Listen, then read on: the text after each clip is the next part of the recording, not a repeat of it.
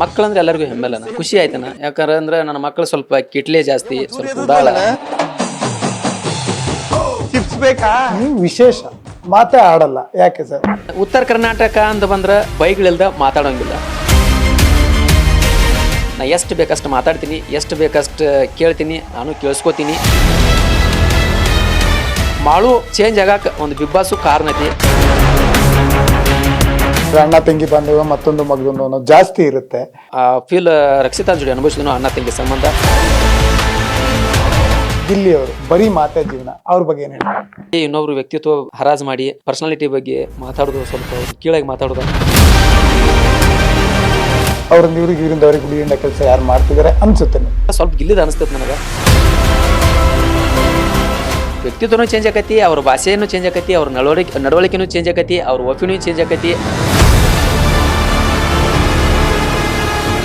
ನಾನು ಇವರನ್ನ ಕೃಷ್ಣನ ಸಂತತಿಯವರು ಅಂತ ಕರಿತೀನಿ. ಯಾಕಂದರೆ ಡ್ರೈವರು ಅಂದರೆ ಸಾರಥಿ ಅಂತ ಅರ್ಥ. ಸಾರಥಿ ನಾ ಡ್ರೈವರ ಅಂತ ಶುರು ಮಾಡಿದವರು ಜರ್ನಿಯನ್ನು ಬೆಂಗಳೂರಿಗೆ ಬರ್ತಾರೆ. ಬೆಂಗಳೂರಿಂದ ಬಿಗ್ ಬಾಸ್ ಮನೆ ಒಳಗೆ ಹೋಗ್ತಾರೆ. ಬಿಗ್ ಬಾಸ್ ಮನೆ ಒಳಗೆ ತನ್ನ ಮೌನದಿಂದಲೇ ಎಲ್ಲರನ್ನು ಗೆಲ್ತಾರೆ. ಮೌನವಾಗಿರೋರು ಮಾತು ಶುರು ಮಾಡಿದರೆ ಹೇಗಿರುತ್ತೆ ಅನ್ನೋದನ್ನು ಕೂಡ ಹೇಳ್ಕೊಡ್ತಾರೆ. ಈಗಾಗಲೇ ಅರ್ಥ ಆಗಿರಬೇಕು. ಮಾಳು ನಿಪ್ನಾಳ ಸಿಂಗರ್, ಇವಾಗ ಬಿಗ್ ಬಾಸ್ ಮನೆಯಿಂದ ಹೊರ ಬಂದಿರೋವಂಥವ್ರು, ನಮ್ಮ ಮನೆಗೆ ಬಂದಿರೋವಂಥವ್ರು, ಕರ್ನಾಡಿಗೆ ಬಂದಿರೋವಂಥವ್ರು. ಬನ್ನಿ ಮಾತಾಡ್ಸೋಣ. ಸರ್ ನಮಸ್ತೆ, ಹೇಗಿದ್ದೀರಾ? ನಮಸ್ತೆ, ಚೆನ್ನಾಗಿದೆ. ನೀವು ಚೆನ್ನಾಗಿದ್ದೀರಾ? ನಾನು ಚೆನ್ನಾಗಿದ್ದೀನಿ. ಮೊನ್ನೆ ತಾನೇ ಇಷ್ಟು ದಿನದ ಎಪಿಸೋಡ್ಗಳಲ್ಲಿ ಮೊನ್ನೆ ನಿಮ್ಮ ಮಕ್ಕಳು ಬಂದಾಗ ನಿಮ್ಮ ಮುಖದಲ್ಲಿದ್ದಂಥ ಮಂದಹಾಸ ಯಾಕೆ ಸರ್? ಯಾಕೆಂದರೆ ನೀವು ಮಾತಾಡೋದೇ ಕಡಿಮೆ. ಮಾತಾಡಿದರೆ ಒಂದು ಗಾದೆ ಇದೆ, ಮಾತಾಡಿದರೆ ಮುತ್ತುಡು ಇದ್ದಂಗೆ ಇರಬೇಕು ಅಂತ ಏನೋ ಒಂದು ಗಾದೆ ಇದೆ. ಆ ರೀತಿ ಮಾತಾಡ್ತೀರಾ. ಒಂದು ಮಾತು 100 ಅರ್ಥವನ್ನು ಕೊಡುತ್ತೆ. ಆದರೆ ನಿಮ್ಮ ಮಕ್ಕಳು ಬಂದಾಗ ಇಲ್ಲದ ಸಂತೋಷವನ್ನು ಹೊಂದಿದ್ರಿ. ಆ ಸಂತೋಷ ಯಾಕೆ? ಆ ಸಂತೋಷ ಅಂದ್ರೆ ಯಾರ್ದು ಆಗಲಿ, ಫ್ಯಾಮಿಲಿ ಆಗಲಿ, ಆ ಸಂತೋಷ ಕಾಣೋದು ಅದ. ಯಾಕಂದ್ರೆ ಒಂದು ಅವ್ರ ಜೋಡಿ ಬೆರೆತ, ಅವ್ರ ಜೋಡಿನ ಕೂಡಿದ್ದ. ಯಾಕಂದ್ರೆ ಒಂದು ರಕ್ತ ಸಂಬಂಧಿ ಅಂದರೆ ಈಗ ಮಕ್ಕಳಂದ್ರೆ ಎಲ್ಲರಿಗೂ ಹೆಮ್ಮೆಲ್ಲನ ಖುಷಿ ಆಯ್ತನ. ಯಾಕಂದ್ರೆ ನನ್ನ ಮಕ್ಕಳು ಸ್ವಲ್ಪ ಕಿಟ್ಲೆ ಜಾಸ್ತಿ, ಸ್ವಲ್ಪ ಉಡಾಳ. ಅಂಥವ್ರನ್ನ ಮನ್ಯಾಗ ಹೆಂಗೆ ಇಟ್ಕೊಂಡಾರು ಅದು ಒಂದು ನನಗೆ ಚಿಂತೆ ಕಾಡ್ತಿತ್ತು. ಸ್ವಲ್ಪ ಉಡಾಳ, ಸ್ವಲ್ಪ ಅಲ್ಲಿ ಕಿನಾಲ ಬಾವಿ ಸ್ವಲ್ಪ ಸಮೀಪದಾವು. ಅವ್ರಿಗೆ ನೀರಂದ್ರೆ ಭಾಳ ಇಷ್ಟ. ಹಿಂಗೆ ಅಂಜಿಕೆ ಬರ್ತದೆ ನನಗೆ. ಏನರ ಒಂದು ತಲೆಯಾಗಿ ಯೋಚನೆ ಓಡೋದ, ಇಲ್ಲಿ ಯಾರನ್ನ ಕೇಳ್ಬೋದು, ಯಾರನ್ನ ಕೇಳಬಾರ್ದು, ಅಲ್ಲಿ ಏನೂ ಗೊತ್ತಿಲ್ಲ. ಅಲ್ಲಿಂತ ಯಾರನ್ನ ಕೇಳಿದ್ರೆ ತಪ್ಪಾಕತಿ. ಇದ್ರ ಬಗ್ಗೆ ಮಾತಾಡಿರೋ ಒಂದು ಕಂಟೆಂಟ್ಸ್ಗಳು ಕೂಡಿರೋ ಮಾತಾಡಿದ್ರೆ ಇದು ಒಂದು ತಪ್ಪಾಕತಿ. ಒಬ್ಬ ಕೊರಗ್ತೀನಿ.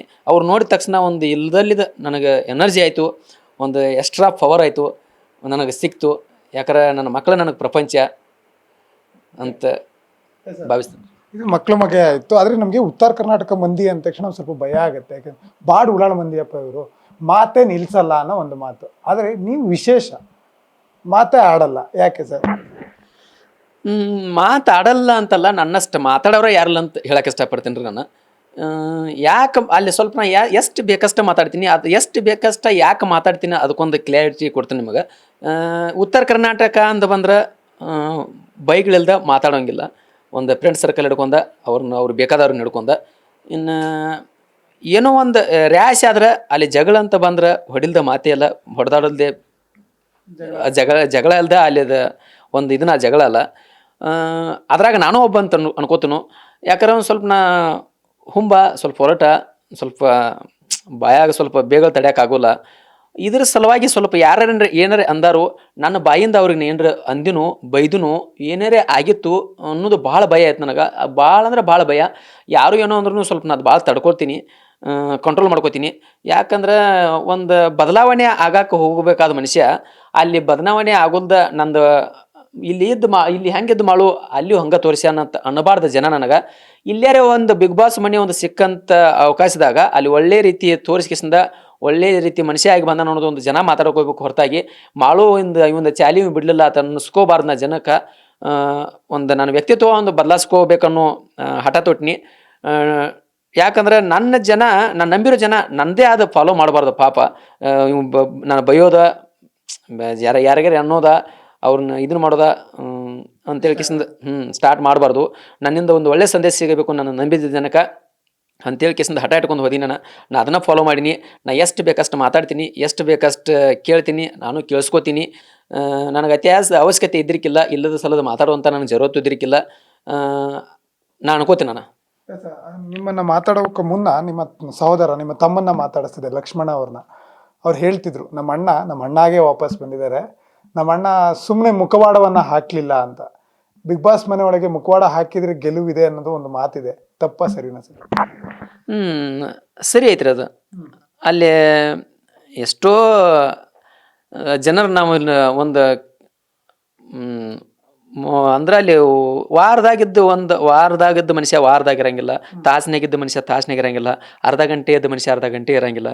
ಯಾಕಂದ್ರೆ ಅವ್ರದ್ದೊಂದು ವ್ಯಕ್ತಿತ್ವನೂ ಚೇಂಜ್ ಆಕತಿ, ಅವ್ರ ಭಾಷೆನೂ ಚೇಂಜ್ ಆಕತಿ, ಅವ್ರ ನಡವಳಿಕೆನೂ ಚೇಂಜ್ ಆಕತಿ, ಅವ್ರ ಒಫಿನೂ ಚೇಂಜ್ ಆಕತಿ, ಎಲ್ಲ ಥರ ಟೋಟಲಿ ಚೇಂಜ್ ಆಕತಿ. ನಾ ಭಾಳ ತಿಳ್ಕೊಂಡ್ರಿ ಅದನ್ನ. ಪ್ರತಿಯೊಂದು ವ್ಯಕ್ತಿಯಲ್ಲಿ ನಾನು ನೋಡಿದನು, ಕಂಡದನು. ನಾ ಯಾರಿಗೇನು ಹೇಳ್ಕೊಂಡಿಲ್ಲ. ನನಗೆ ಒಬ್ಬನ ಇಟ್ಕೊಂಡು ಸುಮ್ಮಿರ್ತೀನಿ. ನಾನು ಯಾಕೆ ಇಟ್ಕೊಂಡು ಸುಮ್ಮಿರ್ತೀನಿ ಅಂದ್ರೆ, ನನಗೇನಾರ ಬೇಕಾದಾಗ ಅದು ಹೇಳುವಂಥ ಅವಶ್ಯಕತೆ ಇದ್ದಾಗ ಅದು ಯಾವಾಗ ಅಟ್ಟೆ ಹೇಳಬೇಕು. ಇಲ್ಲಿ ಯಾರು ಮುಂದೆ ಹೇಳಿದ್ರು ಏನು ಪ್ರಯೋಜನ ಇಲ್ಲ ಅಂತ ಹೇಳ್ಕೊಂಡು ಗಪ್ ಇಷ್ಟು ಹಿಡ್ಕೊಂಡಿನಿ. ನಂದು ಏನರ ಬಂದಾಗ ಹೇಳ್ಕೋಬೇಕು, ನನ್ನ ತಂಟೆಗೆ ಬಂದರೆ ಹೇಳ್ಕೋಬೇಕು ಅಂತ ಸುಮ್ಮಿದೆ. ನೀವು ಹೇಳ್ತಿದ್ರಿ ನಾನು ಬೇಕಾದನ್ನ ಕಲಿತು ಬಂದೆ ಅಂತ. ಬಿಗ್ ಬಾಸ್ ಹೋಗುವ ಮುನ್ನ ಬಿಗ್ ಬಾಸ್ ಆಫರ್ ಬಂದಾಗ ನಿಮಗೆ ಏನಾರು ಒಂದು ಅನ್ಕೊಂಡಿರ್ತೀರ, ಈ ಥರ ಮಾತಾಡಬೇಕು, ಹೀಗಿರಬೇಕು, ಹೀಗೆ ಓಡಾಡಬೇಕು, ಸ್ನೇಹ ಅನ್ನೋದನ್ನ ಈ ಥರ ಸಂಪಾದನೆ ಮಾಡಬೇಕು ಅಂತ. ಆ ರೀತಿಯ ಏನು ಸಂಪಾದನೆ ಮಾಡ್ಕೊ ಬಂದ್ರಿ ಬಿಗ್ ಬಾಸ್ ಇಲ್ಲ ಅನಿಸ್ತಾ ಇದೆ? ಬಿಗ್ ಬಾಸ್ ಮನೆಗೆ ಹೋಗಿ ಏನು ಸಂಪಾದನೆ ಮಾಡ್ಕೊಂಡ್ ಬಂದಿನಿ ಅಂದ್ರೆ, ಒಂದು ಜನರಿಂದ ಹಿಂದೆ ಹೆಂಗಿರ್ತಾರೋ ಮುಂದೆ ಹೆಂಗಿರ್ತಾರೋ ಅದನ್ನೊಂದು ತಿಳ್ಕೊಂಡಿನಿ. ಯಾಕಂದ್ರೆ ಎಲ್ಲರೂ ನನ್ನವ್ರ ಅಂತ ಅನ್ಕೊಳಕ್ಕೆ ಆಗಂಗಿಲ್ಲ. ಅಲ್ಲಿ ಆದರೂ ಆಯಿತು, ಅಲ್ಲಿ ಏನು ಆಕೈತಿ, ಇಲ್ಲಿ ಹೊರಗೆ ಆಕೈತಿ ಅನ್ನೋದು ನನಗೊಂದು ತಿಳಿತಲ್ಲಿ. ಹಿಂಗೂ ಆಗ್ಬೋದು, ನಮ್ಮ ಜೀವನದಾಗ ಹಿಂಗೂ ಆಗ್ಬೋದು. ನಾವೆಲ್ಲರೂ ಒಳ್ಳೆಯವರು ಅಂತ ತಿಳ್ಕೊಬಾರ್ದು, ನಮ್ಮ ಬಗ್ಗೆ ಚಲೋ ಮಾತಾಡೋದಂತ ತಿಳ್ಕೊಬಾರ್ದು. ಅದೊಂದು ಕ್ಲಾರಿಟಿ ಸಿಕ್ತು ನನಗೆ. ಯಾಕಂದ್ರೆ ನನ್ನ ವ್ಯಕ್ತಿತ್ವ ನನಗೊಂದು ಸ್ವಲ್ಪ ಒಂದು ಚೇಂಜ್ ಆಗಕ್ಕೆ ಒಂದು ಬಿಗ್ ಬಾಸು ಕಾರಣ ಐತಿ. ಯಾಕಂದ್ರೆ ನಾವು ಒಂಥರ ಇಲ್ಲಿ ಉಡಾಳ ಹುಡುಗ. ನನ್ನ ಬಗ್ಗೆ ನನಗೆ ಹಂಗೆ ಹೇಳ್ಕೊಳಕ್ಕೆ ಒಂದು ಸ್ವಲ್ಪ ಇದನ್ನ ಅನಿಸ್ತೈತಿ. ಯಾಕಂದ್ರೆ ಒಂದು ಸ್ವಲ್ಪ ಭಾಳ ಕಿರಿಕಿನಂದ ಅದನ್ನೊಂದು ಸರಿಪಡಿಸ್ಕೊಂಡು ಒಳ್ಳೆ ವ್ಯಕ್ತಿಯಾಗಿ ಬದಲಾವಣೆ ಮಾಡ್ಕೊಂಡು, ನನಗೆ ದೇವರು ನನಗೆ ನನಗೆ ಹಿಂಗೆ ಇರೋ ಶಕ್ತಿ ಕೊಡಲಿ ಅಂತ ಹೇಳ್ಕೇಸಿಂದ ದೇವ್ರಿಗೆ ಅಲ್ಲಿ ಅಂಗಲ ಹಚ್ಚಿ ಬೇಗುಡ್ಕೋತನು. ಯಾಕಂದ್ರೆ ಒಳ್ಳೆ ಬಿಗ್ ಬಾಸ್ ಮನೆ ಅಂದ್ರೆ ಒಂದು ಜೀವನಕ್ಕೆ ಒಂದು ಬೇರೆ ಹಾದಿ, ಒಂದು ಒಳ್ಳೆ ಹಾದಿ ನಿರ್ಸ್ಕೊಳಕ್ಕೆ ಒಂದು ಬಿಗ್ ಬಾಸ್ ಒಳ್ಳೆ ವೇದಿಕೆ ಅಂತ ಹೇಳಕ್ಕೆ ಇಷ್ಟಪಡ್ತನು. ನಾ ಬದಲಾಗಿದ್ದನು, ಚೇಂಜ್ ಆಗಿದ್ದನು ಅಂತ ಹೇಳಕ್ಕೆ ಇಷ್ಟಪಡ್ತೀನಿ. ಬಿಗ್ ಬಾಸ್ ಮನೆ ಒಳಗೆ ಈ ಸ್ನೇಹ, ಪ್ರೀತಿ, ಬಾಂಧವ್ಯ ಅಂದ್ರೆ ಅಣ್ಣ ತಂಗಿ ಬಾಂಧವ್ಯ, ಮತ್ತೊಂದು ಮಗದೊಂದು ಅನ್ನೋದು ಜಾಸ್ತಿ ಇರುತ್ತೆ. ಅದು ನಿಜ ಅನ್ಸುತ್ತೆ ಸರ್ ನಿಮಗೆ? ನನ್ನ ವಿಷಯದಾಗ ನಿಜ ಅನಿಸ್ತು. ಆದರೆ ಒಂದಿಷ್ಟು ಜನ ಅನ್ನೋಕ್ಕಿಂತ ಒಂದಿಷ್ಟು ಬೇಕಾದ ಒಂದಿಷ್ಟು ಜನರಲ್ಲಿ ಅದನ್ನು ಇಷ್ಟ ಅನಿಸ್ಲಿಲ್ಲ. ಮತ್ತೊಬ್ಬರನ್ನ ಹೇಳಕ್ಕೆ ಇಷ್ಟಪಡೋದಿಲ್ಲ. ಅವ್ರು ಯಾವ ರೀತಿ ತೊಗೊಂಡಿರ್ತಾರೋ, ಅವ್ರು ಯಾವ ರೀತಿ ನೋಡಿರ್ತಾರೋ ಅನ್ನೋದು ನನಗೆ ಗೊತ್ತಿರೋದಿಲ್ಲ. ನನ್ನ ಬಗ್ಗೆ ಹೇಳ್ಬೇಕಂದ್ರೆ ನಾ ಅನುಭವಿಸಿದನು, ರಕ್ಷಿತಾ ಜೋಡಿ ಅನುಭವಿಸಿದನು. ಅಣ್ಣ ತಂಗಿ ಸಂಬಂಧ, ನನ್ನ ತಂಗಿ ಪ್ರೀತಿ ನನಗೆ ಸಿಕ್ಕತಿ, ಅಣ್ಣನ ಪ್ರೀತಿ ಆಕೆಗೆ ಸಿಕ್ಕತಿ. ನಮ್ಮ ಬಾಂಡಿಂಗ್ ಚಲೋ ಇತ್ತು. ಆಕೆಯು ಓಪನ್ ಹಾರ್ಟ, ಏನು ಇದ್ದದ್ದು ವಿಷಯ ಅಷ್ಟೇ ಮಾತಾಡ್ತಿಳು. ಅದನ್ನು ಓಪನ್ ಆಗಿ ಯಾರನ್ನು ಮಕ್ಕ ನೋಡ್ತಿರ್ಕಲ್ಲ ಡೈರೆಕ್ಟಾಗಿ ಹೇಳ್ತಿಳು. ಓಕೆ, ನನಗೊಂದು ಸರಿ ಅನಿಸ್ತಿತ್ತು. ಒಂದು ಬಾಂಡಿಂಗ್ ಚಲೋ ಇತ್ತು ನನಗೆ ಉಳ್ಕಾದ ಅವ್ರು ಯಾವ ರೀತಿ ಎಕ್ಸೆಪ್ಟ್ ಮಾಡ್ಯಾರೋ, ಯಾವ ರೀತಿ ನೋಡ್ತಾರೋ ನನಗೆ ಗೊತ್ತಿಲ್ಲ. ನೀವು ಮೌನ ಮಾತಿಗೆ ಒಂದಷ್ಟು ಎಣಿಕೆಯನ್ನು ಇಡ್ತೀರಾ, ಅಂದರೆ ಮಾತಾಡಬೇಕು ಅಂದರೆ ಎಣಿಸಿ ಮಾತಾಡ್ತೀರಾ. ನಿಮಗೆ ವಿರುದ್ಧ ಗಿಲ್ಲಿಯವರು ಬರೀ ಮಾತೇ ಜೀವನ, ಅವ್ರ ಬಗ್ಗೆ ಏನು ಹೇಳ್ತಾರೆ? ಮಾತೆ ಜನ ಅಂದ್ರೆ ಅವರು ಇದು ನನದ. ಯಾಕಂದ್ರೆ ಅವರು ಒಬ್ಬ ಕಾಮಿಡಿ ಆರ್ಟಿಸ್ಟ್ ಅಂದ್ರೆ ಅವ್ರು ಮಾತಾಡ್ಬೋದು. ಮಾತಾಡಿದ್ರೊಳಗೆ ಏನೂ ತಪ್ಪಿಲ್ಲ. ಒಳ್ಳೆಯ ಕಲಾವಿದ, ಒಳ್ಳೆಯ ಮಾತುಗಾರ. ಒಂಥರ ಮಾತಿನಲ್ಲಿ ಕೇಳುವಂಥದ್ದು ಇರ್ತೈತಿ, ಕೇಳಬಾರ್ದು ಅಂಥದ್ದು ಇರ್ತೈತಿ. ಕೇಳಬಾರ್ದು ಅಂಥದ್ದು ಇರ್ತೈತಿ ಅಂದರೆ, ಈಗ ನನಗೆ ಏನಾದರೂ ಪ್ರತಿಯೊಂದು ಇದ್ರಾಗಾಗಲೂ ಹೇಳಿದನು, ಇನ್ನೊಬ್ರನ್ನ ಕೇವಲ ಮಾಡಿ, ಇನ್ನೊಬ್ರ ವ್ಯಕ್ತಿತ್ವ ಹರಾಜು ಮಾಡಿ, ಅವ್ರ ಪರ್ಸ್ನಾಲಿಟಿ ಬಗ್ಗೆ ಮಾತಾಡೋದು, ಸ್ವಲ್ಪ ಅವ್ರನ್ನ ಕೀಳಾಗಿ ಮಾತಾಡೋದು, ಅವ್ರಿಗೆ ಇನ್ನೊಬ್ರಿಗೆ ಹರ್ಟ್ ಆಕೈತಿ ಅನ್ನೋದು ಸ್ವಲ್ಪ ನೆನಪಿಟ್ಕೊಂಡು ಮಾತಾಡ್ಬೇಕಾಗಿರ್ತೈತಿ. ಅದನ್ನೊಂದು ಸ್ವಲ್ಪ ಸರಿ ಮಾಡ್ಕೋಬೇಕು. ಅದನ್ನು ಬಿಟ್ಟರೆ ಗಿಲ್ಲಿಯಲ್ಲಿ ನನಗೆ ಎಲ್ಲ ಕ್ವಾಲಿಟೀಸ್ ಚಲೋ ಐತಿ. ಇಷ್ಟ ಗಿಲ್ಲಿ ಬಗ್ಗೆ ಹೇಳ್ಬೇಕಂದ್ರೆ, ಒಳ್ಳೆ ಮನುಷ್ಯ, ಒಳ್ಳೆ ಆಟಗಾರ. ಸ್ವಲ್ಪ ಆಟಗಾರ ಅನ್ನೋಕ್ಕಿಂತನೂ ಸ್ವಲ್ಪ ಟಾಸ್ಕಲ್ಲಿ ಸ್ವಲ್ಪ ಇಂಪ್ರೂವ್ಮೆಂಟ್ ಆಗಬೇಕು. ಒಂದು ಫಿಸಿಕಲ್ ಟಾಸ್ಕಲ್ಲಿ ಪ್ರತಿಯೊಂದು ಟಾಸ್ಕ್ ಬಂದಲ್ಲಿ ಸ್ವಲ್ಪ ಆಡ್ಕೋಬೇಕು, ಇಂಪ್ರೂವ್ ಆಗಬೇಕು, ಅದರಲ್ಲಿ ಎಫರ್ಟ್ ಆಗಬೇಕು, ಸ್ವಲ್ಪ ಸೀರಿಯಸ್ನೆಸ್ ಅಂದ್ರೆ ಇರಬೇಕು. ಎಲ್ಲರ ಕಾಮಿಡಿಯಾಗಿ ತೊಗೋಬಾರ್ದು. ಕಾಮಿಡಿ ಇದ್ದಲ್ಲಿ ಕಾಮಿಡಿ ಮಾಡಲಿ, ಬ್ಯಾಡ್ ಅನ್ನೋದಿಲ್ಲ. ಎಲ್ಲರೂ ನಗಕ್ಕೆ ಬರ್ತೈತಿ. ಸೀರಿಯಸ್ ಅನ್ನೋದು ಜಾಗದಲ್ಲಿ ಸೀರಿಯಸ್ ಇರ್ಬೇಕು ಅನ್ನೋದು ನನ್ನ ಅನಿಸಿಕೆ. ಸರ್ ನಾನು ಒಂದು ಪದಗಳನ್ನ ಹೇಳ್ತಾ ಹೋಗ್ತೀನಿ. ಅವ್ರಿಗೆ ಉದಾಹರಣೆ ನೀವು ಕೊಡ್ಬೋದು. ಬಿಗ್ ಬಾಸ್ ಮನೆ ಒಳಗೆ ಯಾರಿದ್ರು ಅಂತ. ಅತಿಯಾದ ಕೋಪ ಯಾರಿಗೆ ಸರ್? ಅತಿಯಾದ ಕೋಪ ಯಾರಿಗಿಲ್ರಿ ಅಲ್ಲಿ. ಅತಿಯಾದ ಕೋಪ ಅಂತ ಯಾರಿಗಿಲ್ರಿ. ಕೋಪನ ತೊಗೊಂಡಲ್ಲಿ ಯೂಸ್ ಇಲ್ಲ ಅಲ್ಲಿ. ಎಷ್ಟು ಮಾತಾಡೋ ಹೊತ್ನಾಗ ಅಷ್ಟೇ ಕೋಪ, ಒಂದು ತಾಸಿನಾದ ಕೋಪ ಇರಂಗಿಲ್ಲ ಅಲ್ಲಿ. ಅತಿಯಾದ ಕೋಪ ಅಂತ ಯಾರು ತೋರಿಸಿಲ್ಲ ಅಲ್ಲಿ. ಅತಿಯಾದ ಕೋಪ ಅಂದ್ರೆ ಒಂದು ಮ್ಯಾನ್ ಹ್ಯಾಂಡ್ಲಿಂಗ್ ಆದ್ರೂ ಒಂದು ಅತಿಯಾದ ಕೋಪ ಅಲ್ಲಿ. ಎಲ್ಲರೂ ಅನುಸರಿಸ್ಕೊಂಡು ಹೋಗ್ತಾರೆ. ಇವತ್ತಿದ್ದು ಒಂದು ತಾಸು ಜಗಳ ಇದ್ದದ್ದು ಮತ್ತು ಅರ್ಧ ತಾಸಿನಾಗ ಜಗಳ ಇರಲ್ಲ ಅಲ್ಲಿ, ಎಲ್ಲ ಒಂದಾಗಿರ್ತಾರೋ. ಅತಿಯಾದ ಕೋಪ ಅಂತ ಯಾರಿಗೆ ಹೇಳೋಕ್ಕಾಗಲ್ಲ. ಅದೊಂದು ವಿಷಯ ಬಂದಾಗ ಅಲ್ಲಿ ಮಾತಾಡಬೇಕಾಗಿರ್ತೈತಿ, ಮಾತಾಡಿರ್ತಾರೋ, ಅಲ್ಲಿಂದ ಎಲ್ಲರೂ ಮತ್ತೆ ಸರಿಯಾಗಿರ್ತಾರೆ. ಈ ಶಕುನಿತನ ಅಂದ್ರೆ, ಶಕುನಿ ಅಂದ್ರೆ ಗೊತ್ತಿರುತ್ತೆ, ಹುಳಿ ಹಿಂಡ ಕೆಲಸ. ಇವರಿಂದ ಅವ್ರಿಗೆ ಹುಳಿ ಹಿಂಡ ಕೆಲಸ ಯಾರು ಮಾಡ್ತಿದ್ದಾರೆ ಅನ್ಸುತ್ತೆ ನಿಮಗೆ? ನನ್ನ ಪ್ರಕಾರ, ನಾನು ನೋಡಿದ ಪ್ರಕಾರ ಯಾರಲ್ಲ ಅನಿಸ್ತದ್ರಿ. ನನಗೆ ಯಾರು ಅನಿಸಿಲ್ರಿ ಅಷ್ಟ. ಇವ್ರನ್ನ ನೋಡಿದ್ರೆ ಒಂಥರ ವಿಕೃತ ಅನ್ಸತ್ತಪ್ಪ, ಇವ್ರು ಮಾಡೋದೆಲ್ಲ ಇರಿಟೇಟಿಂಗ್ ಕೆಲಸನೇ, ಇದನ್ನ ಸ್ವಲ್ಪ ಕಡಿಮೆ ಮಾಡ್ಕೊಂಡ್ರೆ ಇವ್ರಿಗೆ ಒಳ್ಳೇದು ಅನ್ನೋದು ಯಾರಿಗೆ ಸಜೆಸ್ಟ್ ಮಾಡ್ತೀರಾ? ಆ ರೀತಿ ಏನಲ್ಲ. ಸ್ವಲ್ಪ ಕಾಲು ಎಳೆದು ಮಾತಾಡೋದ್ನಾಗ ಸ್ವಲ್ಪ ಗಿಲ್ಲಿದ ಅನಿಸ್ತೈತೆ ನನಗೆ. ಅದನ್ನೂ ಒಂದಿಟ್ಟು ಸರಿ ಮಾಡ್ಕೋಬೇಕು. ಮತ್ತು ಚಟುವಟಿಕೆ ನಡೆದಾಗ ಮಾತಾಡೋದ, ನರ್ಬಾರ್ಕ್ ಕಿಟ್ಲೆ ಮಾಡೋದ, ಅದು ಸ್ವಲ್ಪ ಟಾಸ್ಕ್ ನಡೆದಾಗ ಟೈಮ್ ಪಾಸ್ ಮಾಡೋದ, ಆ ರೀತಿ ಮಾಡಬಾರ್ದು. ಸ್ವಲ್ಪ ಇರಿಟೇಟ್ ಆಕಿತ್ತು. ಯಾಕಂದ್ರೆ ಅವ್ರು ಓದುತ್ತಿರ್ತಾರೆ ಅಂದಮೇಲೆ ಅದನ್ನು ಸ್ವಲ್ಪ ಗಮನ ಇಟ್ಟು ಕೇಳ್ರೆ ಅವ್ರಿಗೂ ಅರ್ಥ ಆಕೈತಿ, ನಮಗೂ ಅರ್ಥ ಆಕೈತಿ ಅನ್ನೋ ಉದ್ದೇಶ ಅನಿಸ್ತಿತ್ತು. ಸ್ವಲ್ಪ ನನಗೆ ಸ್ವಲ್ಪ ಕಿರಿಕ್ ಅನಿಸ್ತದೆ, ಸ್ವಲ್ಪ ಗಿಲ್ಲಿದ. ನಿಮ್ಮನ್ನ ಬಿಟ್ಟು ಇನ್ನು ಉಳಿದಂಥ ಒಳಗಿರುವಂತಹ ಕಂಟೆಸ್ಟೆಂಟ್ಗಳ ಬಗ್ಗೆ ಏನಾದರೂ ಹೇಳೋಂಗಿದ್ರೆ ಏನು ಹೇಳ್ಬೋದು ಸರ್? ಏನು ಹೇಳ್ಬೇಕಂದ್ರೆ, ನಾ ಅಂತಿ ಎಲ್ಲರಿಗೂ ಹೇಳಿದನು, ಏನಿಲ್ಲಪ್ಪ, ನಾ ಇರುವಷ್ಟು ದಿನ ಇಲ್ಲಿ ಇರಬೇಕು. ನಮ್ಮ ಹಣೆ ಬರ ಎಷ್ಟು ದೇವ್ರು ಬರ್ದಾನ ಅಲ್ಲಿ ಇರಬೇಕು. ಅಲ್ಲಿ ಹೋಗ್ಬೇಕು, ಆ ಟೈಮ್ದಾಗ ಹೋಗ್ಬೇಕು ಅಂತ ಹೇಳ್ಕೊಸ್ತೀನಿ. ಇರೋರು ಚೆನ್ನಾಗಿ ಆಡ್ರಿ, ಚಂದಂಗಿರ್ರಿ. ಯಾರು ಗೆದ್ದು ಬರ್ತೀರಿ ಅವ್ರಿಗೆ ಕಾಯ್ಕೋತ ಕುಂತಾನ ತಿಳ್ಕೊಂಡು ಹೇಳೋ ಹೊತ್ನಾಗ ಒಂದು ಬಂದು ಹೇಳೋ ಹೊರತ್ನಾಗ ಒಂದು ಹೇಳೀನಿ. ಎಲ್ಲರಿಗೂ ಹೇಳ್ತೇನೆ, ಎಲ್ಲರಿಗೂ ಆಲ್ ದ ಬೆಸ್ಟ್. ಎಲ್ಲರೂ ಚೆನ್ನಾಗಿ ಆಡ್ರಿ. ಯಾರು ಫೈನಲ್ಗೆ ಹೋಗಿರಿ, ಯಾರು ಕಪ್ ತರ್ತೀರಿ ಅನ್ನೋದು ನನಗೆ ಏನು ಮಾಡೋಕ್ಕಾಗೋದಿಲ್ಲ. ಯಾರು ಒಬ್ರನ್ನ ಅಂತ ಟಾರ್ಗೆಟ್ ಮಾಡಿ ನನಗೆ ಹೇಳೋಕ್ಕಾಗೋದಿಲ್ಲ ಅಂತ ಹೇಳಕ್ಕೆ ಇಷ್ಟಪಡ್ತೀನಿ. ಎಲ್ಲರೂ ಚೆನ್ನಾಗಿ ಆಡ್ತಾರೆ, ಚೆನ್ನಾಗಿ ಆಡ್ಬಿಡ್ರಿ ಅಂತ. ಸರ್, ಬಿಗ್ ಬಾಸ್ ಅಂದರೆ, ಬಿಗ್ ಬಾಸ್ ಸಂದರ್ಶನ ಅಂತಂದರೆ ಕಿಚ್ಚ ಸುದೀಪ್ ಅವ್ರ ಹೆಸರು ತಗೊಳ್ದಲ್ಲೇ ನಾವು ಸಂಪೂರ್ಣ ಮಾಡೋಕ್ಕಾಗಲ್ಲ. ಸುದೀಪ್ ಸರ್ ಅವರ ಬಗ್ಗೆ, ಅವರ ಮಾತಿನ ಬಗ್ಗೆ, ಅವ್ರ ವೇದಿಕೆ ಮೇಲೆ ಬಂದು ನಿಂತು ನಿಮಗೆ ಒಂದಷ್ಟು ಬುದ್ಧಿವಾದವನ್ನು ಹೇಳಿದರು, ನಿಮಗೆ ಎಚ್ಚರಿಸಕ್ಕೆ ಕೂಡಿದ್ರು, ಸ್ವಲ್ಪ ಮಾತು ನಡೆಯುತ್ತೆ ಇಲ್ಲಿ ಅಂತ ಕೂಡ ಹೇಳಿದರು ನಿಮಗೊಂದು ಒಮ್ಮೆ ವೇದಿಕೆಯಲ್ಲಿ.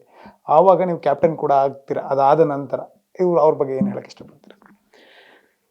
ಸುದೀಪ್ ಸರ ಬಗ್ಗೆ ಹೇಳ್ಬೇಕಂದ್ರೆ, ಅವ್ರ ಅಪ್ಪಟ ಅಭಿಮಾನಿ ರೀ. ಮೊದಲನೇದಾಗಿ ಹೇಳ್ಬೇಕಂದ್ರೆ, ಅವರು ಹೇಳೋ ಮಾತು ನನಗೆ ಏನಾದರೂ ಐತಿ ವೇದ ವಾಕ್ಯ ಇದ್ದಂಗೆ.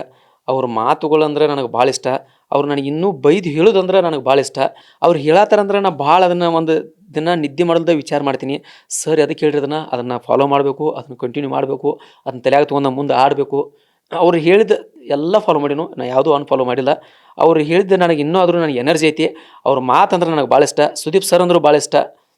ಅವ್ರ ನಗುನೂ ಇಷ್ಟ. ಸುದೀಪ್ ಸರ್ ಟೋಟಲಾಗಿ ಅವ್ರಂದ್ರೆ ಇಷ್ಟ ನನಗೆ. ಅವ್ರು ಹೇಳೋ ಮಾತಂತಿ ಒಂದ್ಕೊಂದು ಇಷ್ಟ ಆಕಿದ್ದು. ಅದಕ್ಕೆ ನನಗೊಂದು ಟಾಸ್ಕಲ್ಲಿ ಆಗಲಿ, ಒಂದು ಮನೆಯಾಗಿಂದ ವಿಷಯದಕ್ಕಾಗಲಿ ಮತ್ತೊಂದು ಮೆಟ್ಲ ಏರಾಕ ಸಾಧ್ಯ ಆಕಿತ್ತು ಅಂತ ಹೇಳಕ್ಕೆ ಇಷ್ಟಪಡ್ತೀನಿ. ಇಡೀ ಕರ್ನಾಟಕ ಜನಕ್ಕೆ, ನಿಮ್ಮೂರಿನ ಜನಕ್ಕೆ, ಇಡೀ ಕರ್ನಾಡಿನ ಜನಕ್ಕೆ ಏನು ಹೇಳಕ್ಕೆ ಇಷ್ಟಪಡ್ತೀರಾ? ಹೊರಗೆ ಬಂದಾಯಿತು, ಹೊಸ ಲೈಫ್ ಸ್ಟಾರ್ಟ್ ಆಗಿದೆ, ಏನು ಮಾಡಕ್ಕೆ ಹೊರಡ್ತೀರಾ ನೆಕ್ಸ್ಟ್? ಏನಿಲ್ಲ, ಇನ್ನೂ ಟಾಸ್ಕ್ ಆಡಬೇಕು, ನಾ ಕಪ್ ಗೆಲ್ಲಬೇಕು ಅನ್ನೋ ಛಲ ಇತ್ತು, ಹಠನೂ ಇತ್ತು.